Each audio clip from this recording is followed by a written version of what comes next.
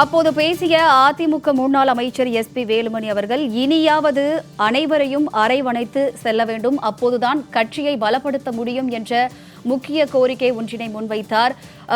இதற்கு முன்னதாக அதிமுகவிலிருந்து வெளியேறிய புரட்சி தாய் சின்னம்மா, டிடிவி தினகரன் மற்றும் அதிமுகவிலிருந்து வெளியேறிய அனைவரையும் ஒன்றிணைத்து சென்றால் மட்டுமே கட்சியை பலப்படுத்த முடியும் என்று அவர் குறிப்பிட்டு பேசியிருந்தார்.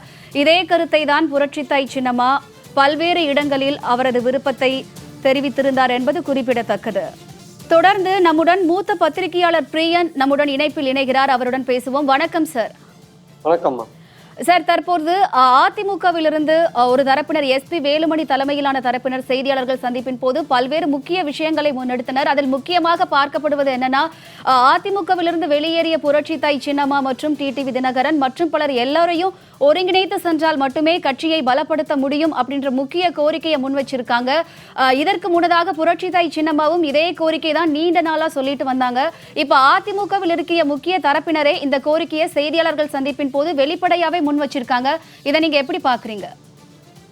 இல்ல, இது வெளிப்படையா இப்பதான் முன் வச்சிருக்காங்க. பார்லிமெண்ட் தேர்தல் தோல்விக்கு அப்புறம் 6 அதிமுக முன்னாள் அமைச்சர்கள் எடப்பாடி பழனிசாமியை பார்த்து இது மாதிரி கட்சியை ஒன்றுபடுத்தணும், பிறக்கப்பட்டவர்கள் விலகியவர்கள் எல்லாரும் ஒன்று சேர்க்கணும், சேர்த்தாதான் கட்சி பலப்படும்ன்ற விஷயத்த தெளிவாக எடுத்து சொன்ன போது பழனிசாமி அவர்கள் ஒப்புக்கொள்ளவில்லை.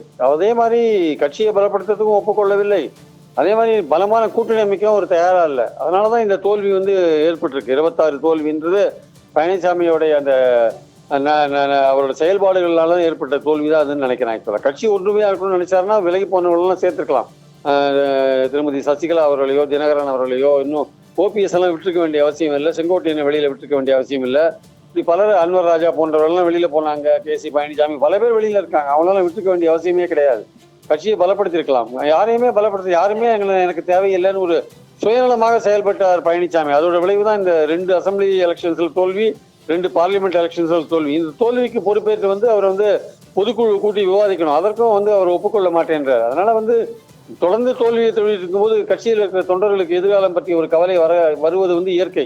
ஸோ அதனால இப்ப தாவேகாவை சப்போர்ட் பண்றது போன்ற விஷயங்கள் வந்திருக்கிறதுக்கு காரணம் அது எடப்பாடி பழனிசாமியோட அணுகுமுறை தான் காரணம். உடனே ஒரு பொதுக்குழு கூப்பிட்டு பொதுக்குழுவை அழைத்து விவாதித்து அதுக்கப்புறம் கட்சியோட எதிர்காலத்தை பத்தின ஒரு முடிவு எடுக்கணும், எல்லோரையும் அரவணைக்கணும் போன்ற விஷயங்கள். அதுதான் இப்போ வேலுமணி அவர்கள் சொல்லிருக்கிற ஒரு விஷயமா நான் பாக்குறேன். ஆனா இந்த விஷயங்கள் எல்லாம் எடப்பாடி பழனிசாமி எந்த அளவுக்கு இதற்கு முக்கியத்துவம் கொடுப்பாருன்னு தெரியாது. ஆனால் அவர் அதுக்கு முக்கியத்துவம் கொடுக்கலன்னா கட்சியுடைய பொதுக்குழு கூட்டி அடுத்த கட்ட நடவடிக்கையை வேலுமணி குழுவினர் கவனிக்க வேண்டும் என்பது என் கருத்து. சார், தற்பொழுது அதிமுகவிலிருந்து பிரிந்த பெரும்பான்மை பிரிவினர் அதிமுக ஒன்றிணைக்க வேண்டும் அப்படின்ற கோரிக்கையை முன் வச்சிருக்காங்க. இதன் பிறகு அதிமுகவின் அரசியல் நகர்வுகள் என்னவாக இருக்கும், என்ன எதிர்பார்க்கலாம்? இல்ல, பழனிசாமி பொதுக்குழு கூட்டி விவாதிக்க ரெடியா இல்ல, அல்லது தோல்விக்கு பொறுப்பேற்று விலக ரெடியா இல்லைன்னா அடுத்த கட்டமா பொதுக்குழு வேலுமணி தரப்பு அவர்கள் கூப்பிட்டு விலகி இருக்கிறவங்க எல்லாரையும் கூப்பிட்டு ஒன்றிணைத்து ஒரு பொதுக்குழு கூப்பிட்டு அடுத்த கட்ட தலைவரை தேர்ந்தெடுக்க வேண்டியது. அதுதான் ஒரே வழி.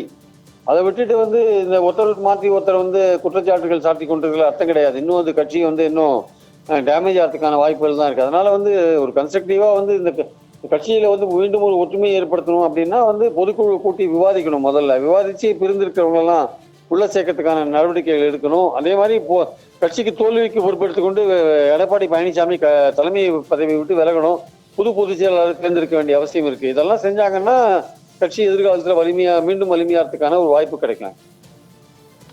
சார், நீங்க சொன்ன மாதிரியே எஸ்பி வேலுமணி அவர்களும் சொல்லியிருந்தாங்க, இபிஎஸ் அவர்கள் அவருடைய தோல்வியை ஒப்புக்கொள்றதுக்கே அவர் ஏற்கவில்லை அப்படின்னு சொல்றாங்க. இன்னைக்கு சட்டமன்றத்துல கூட பார்த்தோம்னா எடப்பாடி பழனிசாமி தரப்புல எங்க கிட்டதான் பெரும்பான்மை இருக்கு அப்படின்னு சொல்றாங்க, எஸ்பி வேலுமணி தரப்புல அவங்க கிட்டதான் பெரும்பான்மை இருக்கு அப்படின்னு சொல்றாங்க. இந்த முரண்பாடுகளை நீங்க எப்படி பாக்குறீங்க? சட்டமன்றத்தை பொறுத்த மட்டும் பெரும்பான்மையான அதிமுக எம்எல்ஏக்கள் வேலுமணி சிபி சண்முகம் தரப்பை தான் ஆதரிக்கிறாங்க. 47 பேர் 25 பேர் அவங்க ஆதரிக்கிறாங்க. பழனிசாமியை 22 பேர் தான் ஆதரிக்கிறத நம்ம பார்க்குறோம். ஸோ இந்த சூழலில் சட்டமன்ற கட்சி அதிமுக உறுப்பினர்கள் பெரும்பான்மையோர் சிபி சண்முகம் வேலுமணி ஆதரிக்கிறாங்க. அவர்கள்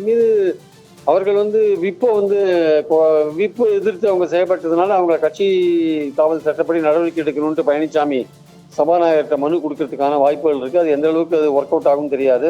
இந்த மாதிரியான விஷயங்கள் இன்னும் தொடர்ந்து போய் கொண்டிருந்தால் கட்சியுடைய ஒற்றுமை இன்னும் ஒரு கேள்விக்குறியான ஒரு விஷயமா மாறும். அதனால இந்த விஷயங்கள், இந்த சர்ச்சைகளை வந்து இதோடு முற்றுப்புள்ளி வைத்துவிட்டு 2 தரப்பும் ஒன்றுபட்டு பொதுக்குழு கூட்டி விவாதித்து விலகி போனவர்கள் விலகியவர்கள் எல்லாரையும் ஒன்றாக சேர்க்க வேண்டிய கட்டாயம் இருக்கு. அதை செய்யணும். அதை விட்டுட்டு தொடர்ந்து வந்து ஒரு மோதல் மனப்பான்மையிலேயே 2 குழுக்களையும் ஈடுபட்டால் கட்சி மேலும் சேதமடையும் என்பது என் கருத்து. சார், தற்போது இந்த எஸ்பி வேலுமணி தரப்பினரால பொதுக்குழுவை கூட்ட முடியுமா? ஒருவேளை பொதுக்குழுவை கூட்ட முடியும் அப்படின்னா அதுக்கு யாருக்கு அதிகாரம் இருக்கு? அதிகாரம் இருக்கு, அதிகாரம் இல்லைன்றதை விட வந்து இப்போ தற்சமயத்துக்கு ஜெனரல் செக்ரட்டரியா இருக்காரு எடப்பாடி பழனிசாமி.